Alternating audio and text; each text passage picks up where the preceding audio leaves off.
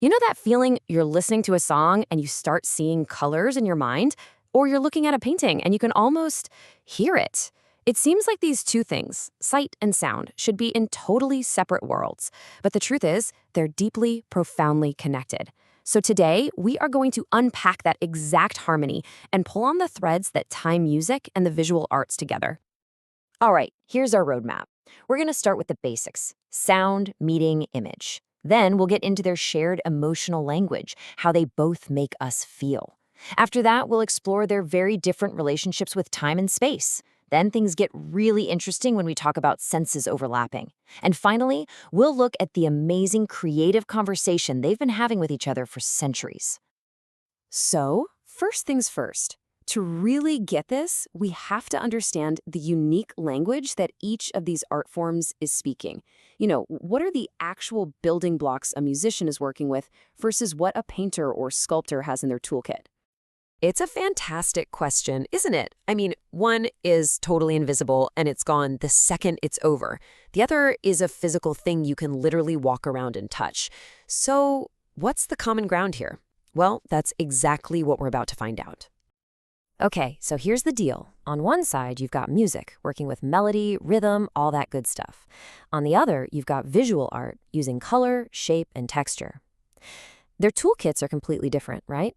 But here's the thing. Their goal is so often the same. They're both trying to build these huge emotional landscapes to tell us a story without using a single word.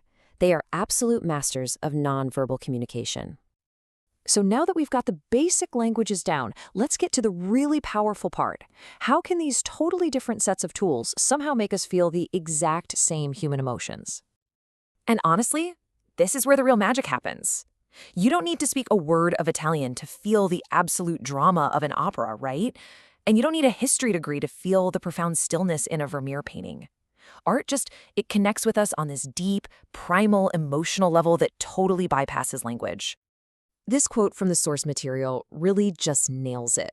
Music has this incredible, direct line straight to our feelings. It's so visceral. A fast tempo can literally make your heart race, and a slow, quiet melody in a minor key, well, it can bring you to tears, just like that. Okay, this is so cool. This is like a translation key between the two. Look at pacing. In music, that's your rhythm, your tempo. Think of a super fast punk song. Now, how do you get that same feeling in a painting? Well, you use sharp, jagged lines, a sense of chaotic energy, kind of like a Jackson Pollock piece. Or look at feeling. The bright, warm yellows and blues in a Van Gogh painting, that's the visual equivalent of a joyful major key symphony. They're using different tools to hit the exact same emotional target. But, and this is a big but, there is one massive, fundamental difference in how we actually experience these art forms, and it all comes down to their relationship with time. This is such a key distinction. Music is a temporal art. It has a beginning, a middle, and an end, and you have to experience it as it unfolds. You're on its schedule. Visual art, on the other hand, is spatial. A painting exists all at once. You can see the whole thing in a single instant, and then you can spend an hour just looking at one corner if you want. You're in charge of the pace. I love this way of putting it. Music is like a guided journey that the composer is taking you on. A painting is a world that you've just been dropped into, and you get to explore it however you want. Okay, this is where things get really wild. Let's talk about those moments when the lines between what we see and what we hear actually start to get blurry. So there's a word for this: synesthesia. It's a real neurological thing where stimulating one of your senses triggers an experience in another one. So for some people, the musical note C# is literally a specific shade of red. But even if you don't have clinical synesthesia, art can kind of create that same effect for all of us. Just think about some ambient electronic music.